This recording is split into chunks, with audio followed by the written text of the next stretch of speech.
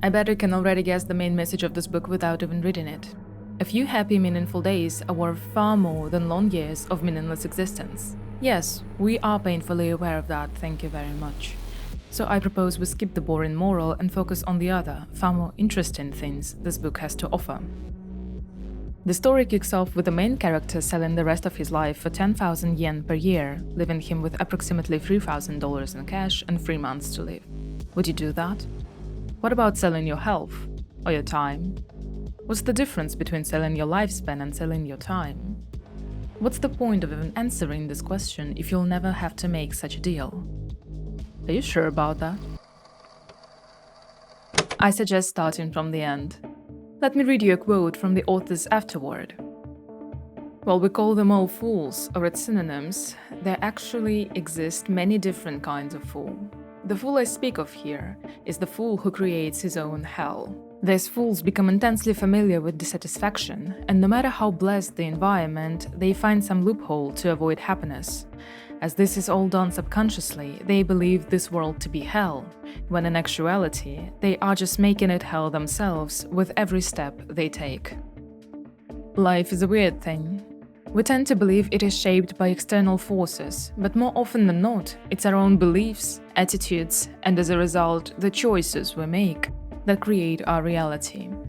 One particular episode in the book perfectly illustrates this point. There are 3 girls in the book. Himeno, the love interest that was, Miyagi, the love interest that is, and Wakana, the love interest that could have been. Although the last one appears only briefly, I found her to be the most interesting. Wakana enters protagonist's life during his college years. She's clearly interested in him and takes the initiative, but Kusunoki shuts her out and refuses to engage. Naturally, Wakana loses interest, and he ends up alone. You might be wondering, why did he do that? Well, you see, at the age of 10, Himeno, his childhood friend, mentioned a promise to Kusunoki. If they were both still single by the age of 20, they would marry each other. Kusunoki denied himself a relationship with a real girl because of the childhood vow he hadn't even made. Here is what a hero says about it. If I'd known at that point that Himeno had completely forgotten me, I likely would have been more romantic with Wakana. But I was still determined in my adolescence to keep Himeno's promise and ensure I was still on the shelf. So I never called Wakana, and while I did get a few texts and calls, they soon stopped. I can't get her hopes up, I thought. The fact of the matter was, I'd always been a person who made himself difficult to save. And just like that, he had a winning hand and folded anyway. It might seem silly to you, but we actually do this on a daily basis. For example, when we're afraid to approach a crush because they'd never go for someone like me. Or when we don't apply for a job we're overqualified for because they won't even consider me anyway. We keep putting off our dreams because it's not the right time, until it's too late. And then we complain about how life is so hard and unfair because others have everything and we have nothing. Yeah, hell of our own making sounds about right. Kusunoki might be the most relatable character ever written. He's young, unemployed, and lost in life. He has no money, no motivation, no friends, and no will to fight for his life in any way. But you can't really call him a loser. He somehow supports himself, used to have real talent, and he's not deprived of female attention. Kusunoki is just an ordinary guy who has simply lost his zest for life. However, it is through his example that we can observe how a narcissistic dynamic develops in a person. The traits I will highlight in him can easily be found in each of us, as the narcissistic component is an integral part of a healthy psyche. So let's take a closer look, shall we? From an early age, our boy saw himself as worth more than others, literally placing a higher price tag on his own life. However, a discrepancy emerges. Kusunoki believes he is superior to others, yet in his class, he is considered an outcast with no close friends. It's really important to recognize this duality. I'm the best and I'm nothing simultaneously. This split is the foundation of the narcissistic dynamic. Such people believe they are both at the top of the world and at the bottom of the pit at the same time. This is also the reason why narcissists are often so demonstrative, because they need to compensate for this internal deficiency and prove to everyone, especially themselves, that they are in fact worthy. The only real connection he has is with Himeno. They are not particularly close, but they're similar. Both kids are smart, both have pronounced narcissistic traits, and both are outcasts. Kusunoki views her not so much as a friend, but as a reflection of himself. This is a crucial point because a narcissist lacks their own core personality and therefore seeks others to reflect them. An isolated narcissist can lose the sense of existence entirely. As Kusunoki grows up, he faces harsh reality. Life is hard, and he isn't special. He remains arrogant, but he stays functional. He studies at college, makes money for a living, doesn't retreat into fantasies of grandeur, and doesn't shut himself off from the world. Another interesting indicator of narcissistic trauma is a story with drawing. In his youth, Kusunoki drew a lot. He was good. People even called him talented. But he quit his hobby for a very interesting reason. The thing is, he knew he was good at drawing, but at the same time, he understood he couldn't become a great artist. I had to be outrageously special. I needed revolution, he says. This all-or-nothing mindset is another sign of narcissism. However, by the end of the book, Kusunoki becomes a different person. He engages in relationships, connects with others, and even starts drawing again. This transformation occurs because his narcissistic shell finally cracks. But why? One might think that his encounter with the harsh reality where his life is worth nothing would bring him down to earth, yet it does not. The hero accepts his evaluation without much resistance because deep down he knows it's fair. What becomes the turning point for him is his meeting with Himeno. He arranges the meeting to give her all his money, another grand gesture typical for narcissists. However, what was meant to be a warm union of school friends turns into a complete mess. I'm not gonna tell you what happened, read the book. The event itself is shocking enough, but for Kusunoki, something more important happens here. He loses the last person in whom he could be reflected. Previously, he at least had the image of Himeno giving vague hope. Now, he has nothing left. It's this painful realization that gives the hero a chance to change and finally turn his attention to the outside. If before he diligently avoided contact, now he goes out into the world.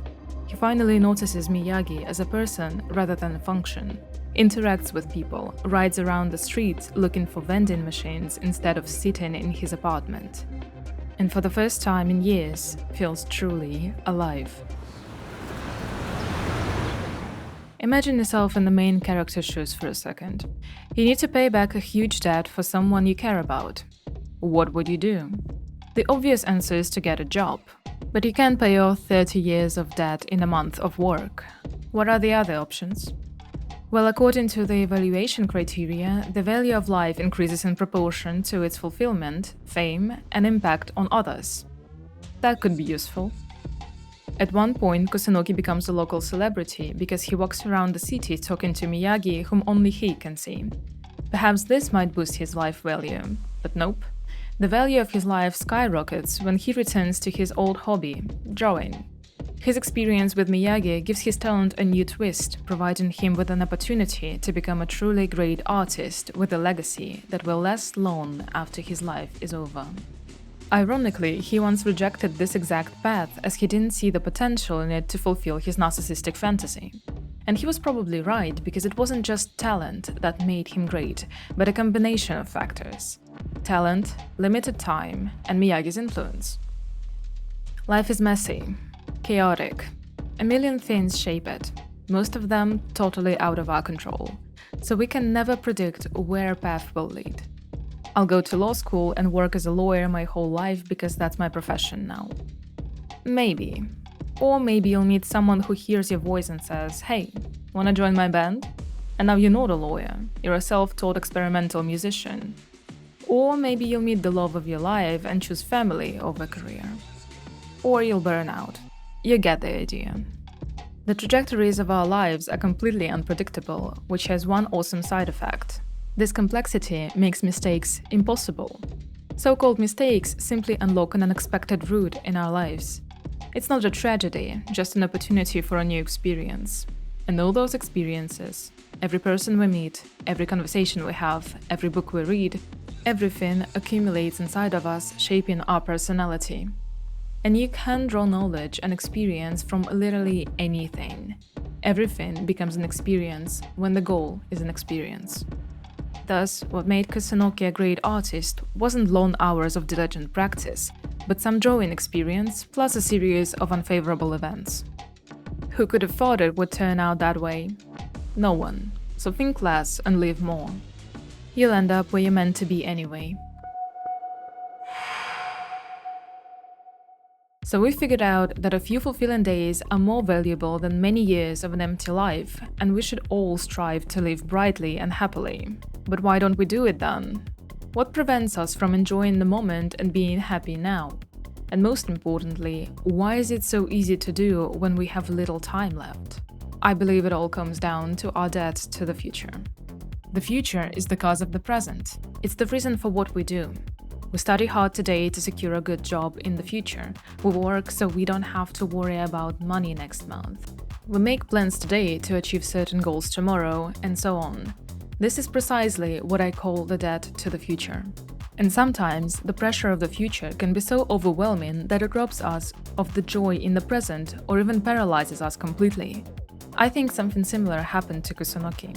The vision of the future he chose, with all that greatness and genius, became unbearable, leading him to stop drawing altogether, and his life seemed to come to a halt.